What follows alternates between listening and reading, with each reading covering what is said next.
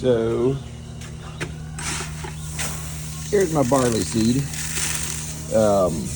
Give you an overview of my setup. This is maybe a little redneck, but I'm redneck. So I got a Harbor Freight bean, yeah, can't think what you call it, but anyhow, A-frame bean. Pick up my seed. I get my seed from Kaufman Seeds up in close to Hutchinson, Kansas. I think it's actually in Haven, Kansas. Dump it in there. Makes it easier to scoop out. Put it in buckets.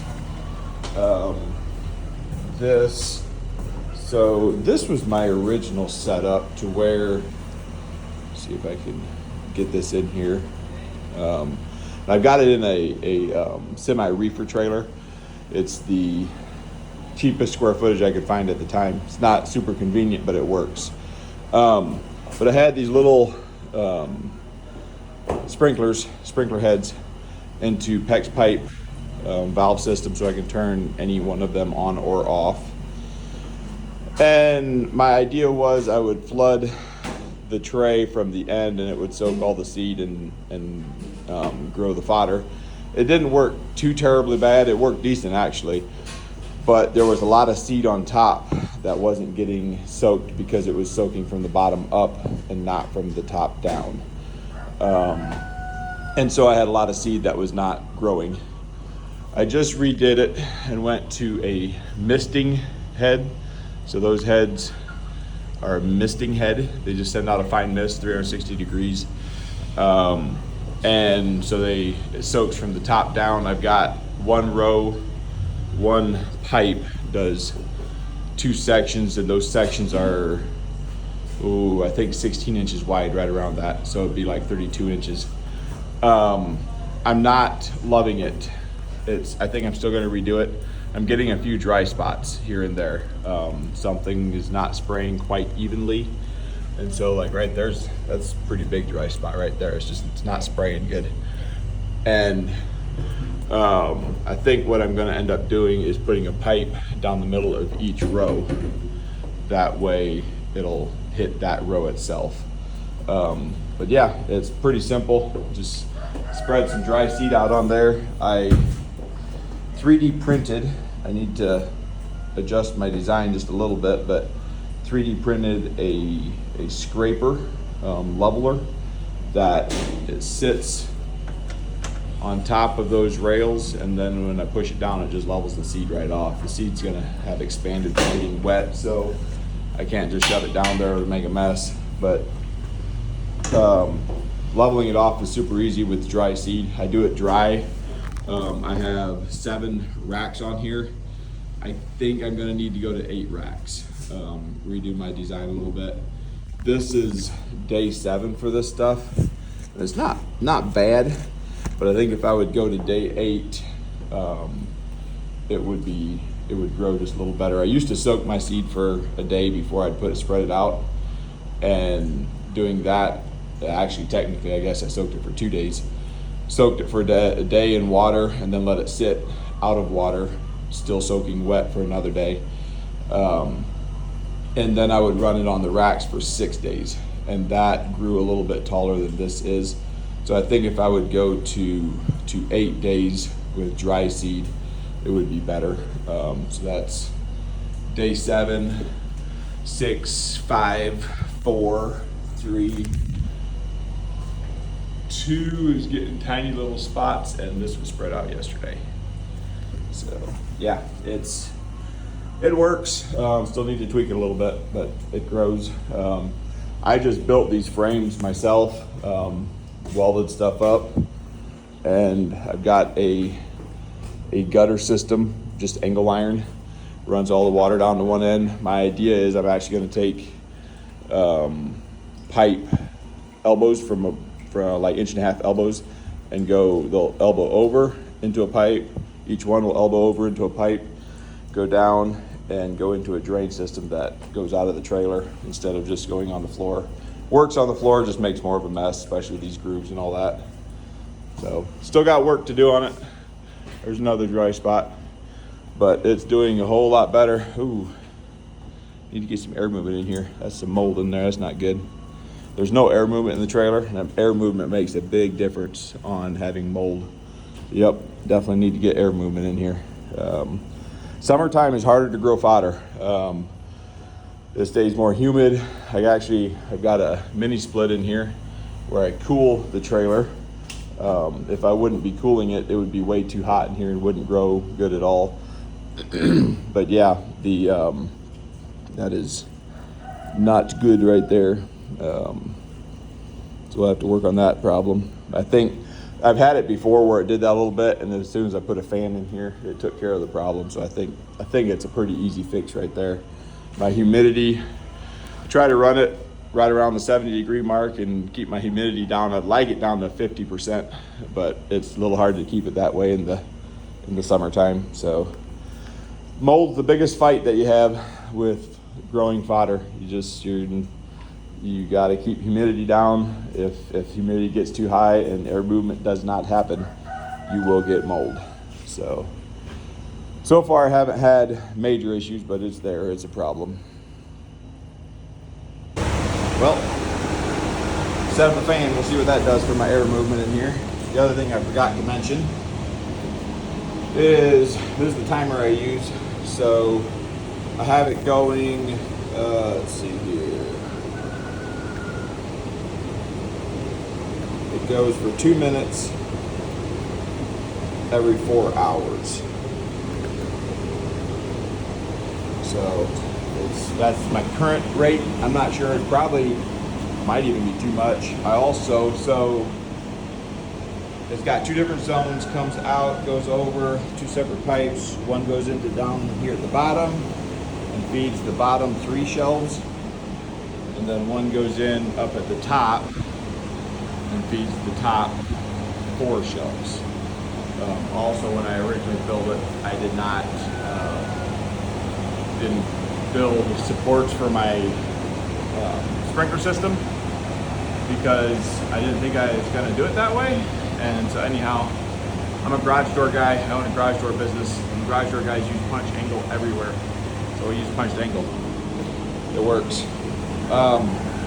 Yeah, I think that pretty much covers most of it. So also, I guess I'm putting 6 pounds of seed, dry seed, on each tray. Yesterday we fed at day 7. We fed one at day 7. This is the first round with this new sprinkler system. First time we're doing it with this. So still experimenting. But yesterday we fed, and it averaged 44 pounds per 6 pounds of dry seed. So that would be 44, 6, doing math in my head here, almost 8 pounds. 6 times 8 is 48. Yeah, almost 8 pounds of gain from dry seed. I'm gonna actually let this stuff go another day and see what that produces. I think, looking at it, I think I want to try an extra day out of it at least. So just still experimenting, but I'm hoping to be awesome to get 10 pounds of conversion rate. So 6 pounds would make 60 pounds of grass and roots and everything. I like experimenting. I don't love the day-to-day, every day doing the same thing, but I like playing with stuff and making it better. These things, just FYI, these trays might be easier to see here on this one. They are simply like roofing metal. I call it special bend metal. Go to our metal shop and they bent all this for me, formed it the size I wanted it. I think I might see if they could bend a little groove in the middle, just a slight bump to make it a little stiffer. I'm not sure if they can or not. The other thing, like you see right there's some stuff growing up in the middle. That is very minor. Over here is more growing.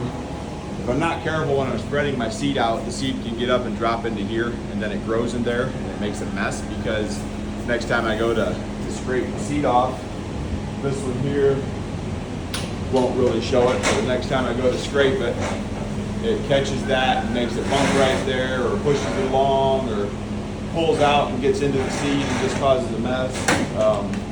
It's not nice at all to have it down in there. So I think I might go back to them and have them bend me another piece that just goes right over the top of here. Next time I do it, I would not have them bend. It's called a hem. I would not have them put a hem on it. Just have it come straight up, and then bend a cap to go over top of it. That's a tight bend, and then probably actually rivet that together so that it's a tight fit. I screwed all of these at the top end so they don't try and come off. The bottom end is not screwed. I think if everything's fastened together, a couple screws like that, I think that would it would take care of this problem here with the seat in the middle. I don't see any negative to it. The negative would be when I go to take it out. If I want to take it apart for some reason, I would have to drill the rivets out, but I don't think, no, I wouldn't, because I could just take the whole sheet out at one time. It would fit. It's between posts. So it would have to all come out in one shot instead of individual ones. The other thing I might do, this is pretty wide. I've got, I think it's 16 inches. I'll try and get dimensions and maybe put a picture in with this also or something of my prints. The prints are mostly just in my head is my problem. I think it was 60 inches wide. This whole thing is 60 inches wide, divided by 4 would be 16 times 4 is 32, 64.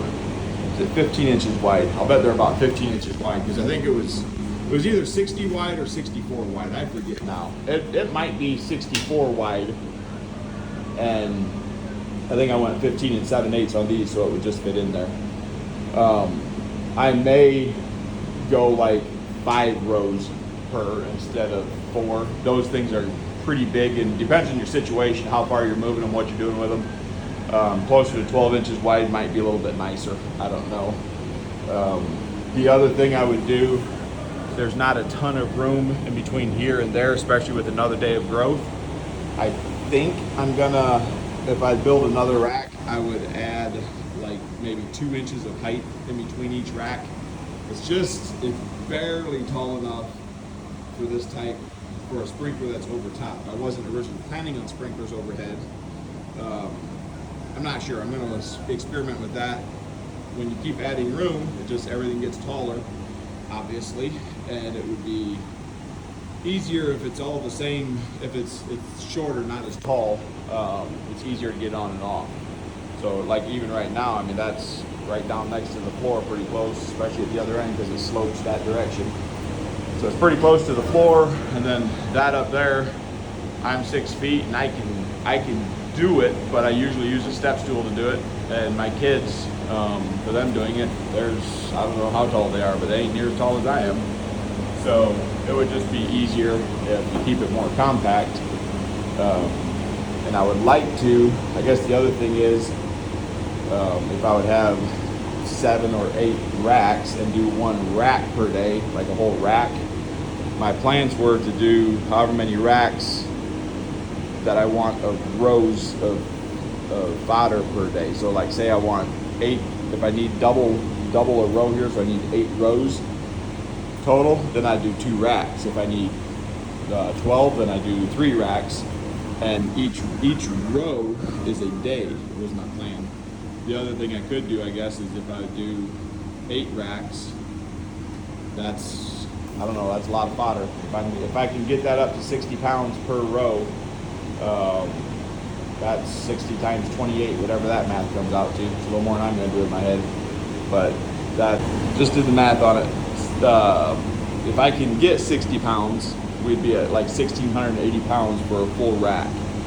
I guess the other thing I could do would be to go, if I would space them further, and then only go 6 racks, 6 rows per rack, and then split it in half, and 3 is a day, 3 is a day. That'd be like 1,800. Not 1,800, 800, probably around 700 and some pounds a day, which would probably be enough for what I need to do. So the 2 racks I have built now would give me 4 days worth. So I'd have to build 2 more racks basically. that'd be another option, way to split it up. I don't know. I'm still experimenting. Experiment this summer with it, play with it. This winter is when I actually need it the worst. I got decent pasture for my cows during the summer, but winter time, they really eat this stuff. They ate it really good. Once the grass started growing good out in the field, they didn't eat it near as good, but they still ate it some. But yeah, I'll probably just play with it this summer, figure out what I'm doing, and then this winter, hopefully have a building built this winter to actually do it in.